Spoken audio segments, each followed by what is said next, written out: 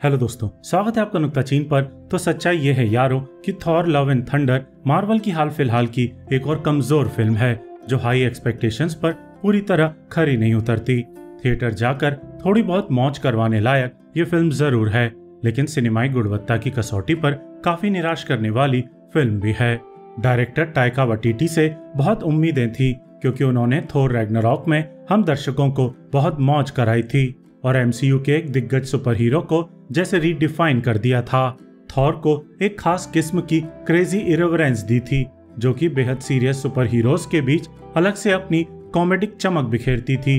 Taika Waititi का वो हुनर लव एंड थंडर में भी आपको कई जगह मिलेगा और आपको बेहद हंसी भी आएगी और इस निर्देशक की क्रिएटिविटी के आप फिर से कायल होंगे।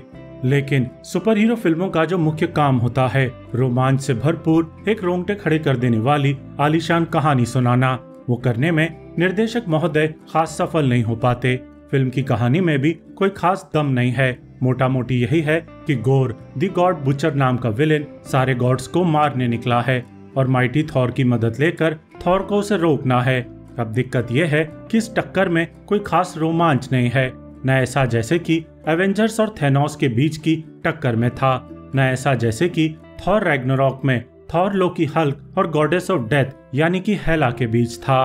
एक तो गोर द गॉड बुचर उतना भी खतरनाक खलनायक नहीं बन पाता जैसा कि चेहरे से दिखता है। नाम में गॉड बुचर जरूर है, लेकिन एक दो छोटे मोटे गॉड्स को ही वो मार पाता है और फिर सीधे थॉर से उसकी टक्कर होती है जिसमें कोई खास हाई स्टेक्स मौजूद नहीं होते। अर्थात ऐसा नहीं होता कि दुनिया खतरे में हो या फिर हेला की तरह वो एसगार्ड जैसा कोई पूरा का पूरा प्लेनेट ही तबाह करने वाला हो। फिल्म की लंबाई भी बहुत छोटी है, केवल 2 घंटे, इसलिए उसके कैरेक्टर को शऊर से बिल्डअप भी नहीं मिलता है और जितना खतरनाक ये किरदार मार्वल कॉमिक्स में रहा है उसका 250 ग्राम भी इस फिल्म में क्रिएट नहीं किया जाता। क्रिश्चियन बेल जरूर शानदार अभिनय करते हैं और अपने किरदार की त्रासदी से लेकर उसके प्रतिशोध और सनक को बेहद उम्दा तरीके से अभिनीत करते हैं।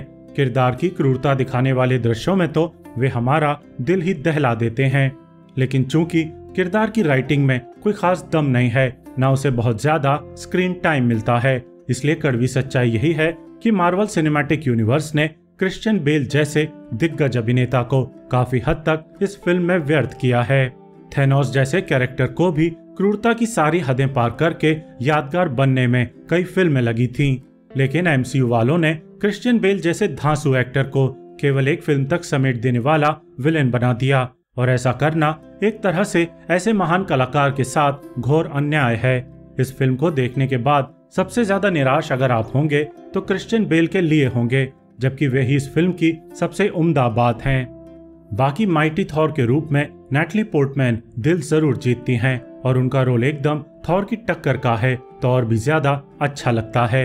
लेकिन थॉर और उनकी लव स्टोरी में वो स्पार्क नहीं है, वो जज्बात नहीं है जो हमें लंबे समय तक याद रहें, या जैसी कि टीस कैप्टन अमेरिका और पैगी कार्टर की लव स्टोरी ने दिल में पैदा की थी, या फिर जैसा कि अबोला रिश्ता हल्क और ब्लैक विडो का देखकर हमारा दिल बैठ गया था।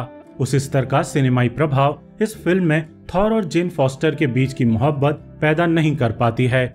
हाँ, ये जरूर है कि थॉर, जैन फॉस्टर और थॉर के हथौड़े के बीच जो लव ट्रायंगल इस फिल्म में दिखाया गया है वो बेहद मजेदार है।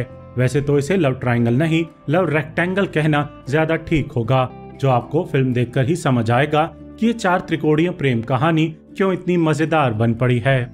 दूसरी तरफ थॉर बने क्रिस हेम्सवर्थ को फिल्म कुछ खास करने को देती नहीं, इसलिए वो ठीक वैसी ही रिपीटेटिव और चार्मिंग एक्टिंग करते हैं जैसी पुरानी मार्वल फिल्मों में हर बार कर चुके हैं। ट्रेलर देखकर लगा था कि उनके किरदार की एग्जिस्टेंशियल क्राइसिस पर और गहरी बात होगी, लेकिन फिल्म उसे मजाक मजाक में चलता कर देती है। हालांकि रैग्नारॉक की तरह इस बार भी उनकी और उनके किरदार थॉर की कॉमेडी मजेदार है, जो कि काफी मार्वल फैंस को नहीं पसंद आती क्योंकि वे अपने सुपर हीरो को सीरियस देखना चाहते हैं, लेकिन हम जैसे दर्शकों को पसंद आती है क्योंकि अपन तो सुपर हीरोज की दुनिया में समय समय पर कुछ नया और अतरंगी देखना चाहते हैं।